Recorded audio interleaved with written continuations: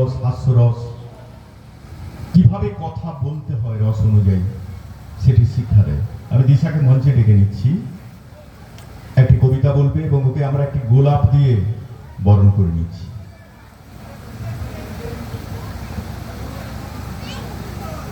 গোলাপ ফুলের স্তবক এবং উত্তরীয় দিয়ে বরণ করে নিচ্ছি।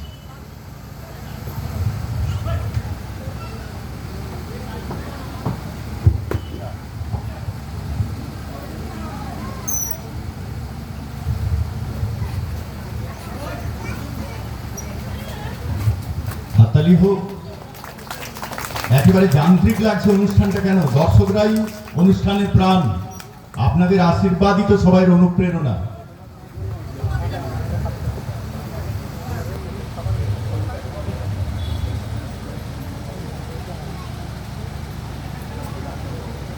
নমস্কার। শ্রী জগন্নাথ দেবের চরণে প্রণাম এবং মঞ্চে উপস্থিত সকল শ্রদ্ধেয় গুরুজনদের প্রণাম ও ছোটদের ভালোবাসা জানিয়ে আমি কবি জয় গোস্বামীর লেখা মেঘবালিকা জনরূপ কথা কবিতাটি আবৃত্তি করে শুনেছি। আমি যখন ছোট ছিলাম খেলতে যেতাম মেঘের তালে। একদিন এক মেঘবালিকা প্রশ্ন করল কৌতূহলে, হ্যাঁ ছেলেটা, নাম কি রে তোর? আমি বললাম ফুসমন্তর। মেঘবালিকা রেগেই আগুন, মিথ্যে কথা, নাম কি এমন হয় কখনো? আমি বললাম নিশ্চয় হয়, আগে আমার গল্প শোনো। সে বলল শুনবো না যা, সেই তো রানী, সেই তো রাজা, সেই তো একই ঢাল তলোয়ার, সেই তো একই রাজার কুমার পক্ষে রাজে, শুনবো না ওসব বাজে। আমি বললাম তোমার জন্য নতুন করে লিখবো তবে। সে বলল সত্যি লিখবি? বেশ, তাহলে মস্ত করে লিখতে হবে, মনে থাকবে, লিখে কিন্তু আমায় দিবি। আমি বললাম তোমার জন্য লিখতে পারি এক পৃথিবী। লিখতে লিখতে লেখা যখন সবে মাত্র 2-4 পাতা, হঠাৎ তখন ভূত চাপলো আমার মাথায়। খুঁজতে খুঁজতে চলে গেলাম ছোটবেলার মেঘের মাঠে। গিয়ে দেখি চেনা মুখ তো একটিও নেই এ তল্লাটে। একজনকে মনে হলো ওরই মধ্যে অন্যরকম। এগিয়ে গিয়ে বলি তাকে, তুমি কি সেই মেঘবালিকা? তুমি কি সেই? সে বলেছে মনে তো নেই, আমারও সব মনে তো নেই। আমি বললাম তুমি আমার লেখার কথা বলেছিলে। সে বলল সঙ্গে আছে, ভাসিয়ে দাও গায়ে ছিলে। আর হ্যাঁ শোনো, এখন আমি মেঘ নই আর, সবাই এখন বৃষ্টি বলে ডাকে আমায়।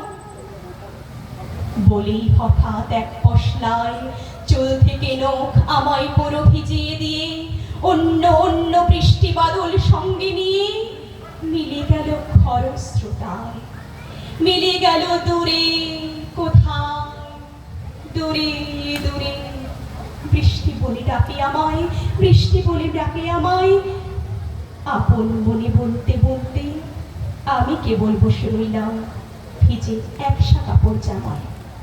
গাছের তলায় বসে রইলাম, বৃষ্টি নাকি মেঘের জন্য। এমন সময় অন্য একটি বৃষ্টি আমায় চিনতে পেরে বলল, তাতে মন খারাপের কি হয়েছে? যাও, ফিরে যাও, লেখো আবার। এখন পুরো বর্ষা চলছে, তাই আমরা সবাই এখন নানান দেশে ভীষণ ব্যস্ত। তুমিও যাও, মন দাও গে তোমার কাজে। বর্ষা থেকে ফিরে আমরা নিজেই যাব তোমার কাছে। এক পৃথিবী লিখবো আমি, এক পৃথিবী লিখবো বলেই ঘর ছেড়ে সেই বেরিয়ে গেলাম। ঘর ছেড়ে সেই ঘর বাঁধলাম গহন বনে। সঙ্গী শুধু কাগজ কলম, একাই থাকবো, একাই দুটো ফুটিয়ে খাবো। 2-1 মুঠো ধুলো বালি যখন যারা আসবে মনে, তাদের লিখবো, লিখেই যাব।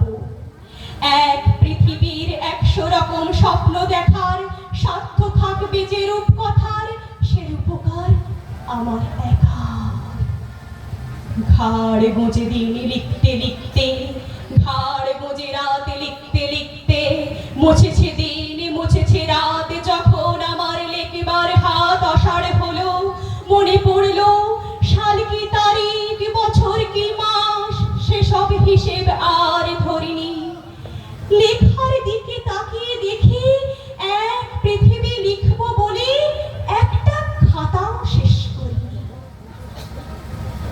সঙ্গে সঙ্গে ঝমঝমিয়ে বৃষ্টি এলো খাতার ওপর, আজীবনের লেখার ওপর। বৃষ্টি এলো এই অরণ্যে, বাইরে তখন গাছের নিচে নাচছে ময়ূরে আনন্দিত। এ গাও যোগাও চড়ছে পাখি, বলছে পাখি এই অরণ্যে কবির জন্যে আমরা থাকি। বলছে ওরা কবির জন্যে আমরা কোথাও, আমরা কোথাও, আমরা কোথাও হার মানিনি।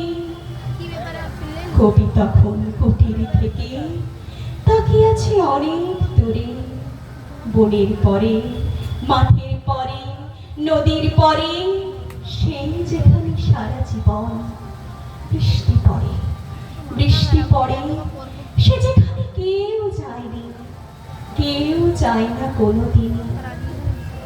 আজ সে কবি দেখতে পাচ্ছে সেই দেশে, সেই ঝর্ণা তলায় এদিক ওদিক ছুটে বেড়ায় সোনার মোড়ামে হরিণী, কিশোর বেলা সেই হরিণী। নমস্কার। ধন্যবাদ দিশাকে। এক পৃথিবী লিখবো বলে একটা খাতাও শেষ করি। আমাদের জীবনের খাতায় আমরা প্রত্যেকেই ভাবি যে নিজের একটা পৃথিবী তৈরি করব, যা থাকে আমাদের কিশোর বেলার স্বপ্ন, যা থাকে আমাদের যৌবনের তারুণ্য। কবি সে কথাই বলতে চেয়েছেন, তবে শেষের দিনে এ কথাটাই আসে, এখন আমার বেলা নাহি আর, বহিব একাকী বিরহেরই ভার। বাঁধিলু যে রাখি পরাণে তোমার, সে রাখি খুলো না, খুলো না। এটাই আমাদের শেষের কথা। যাই হোক, তাৎপর্যপূর্ণ ভীষণ সুন্দর জয় গোস্বামীর কবিতা। দিশা খুব ভালো করেছে, ওর জন্য একটা হাততালি হোক। এরপরে আমাদের মধ্যে উপস্থিত রয়েছেন সম্মাননীয়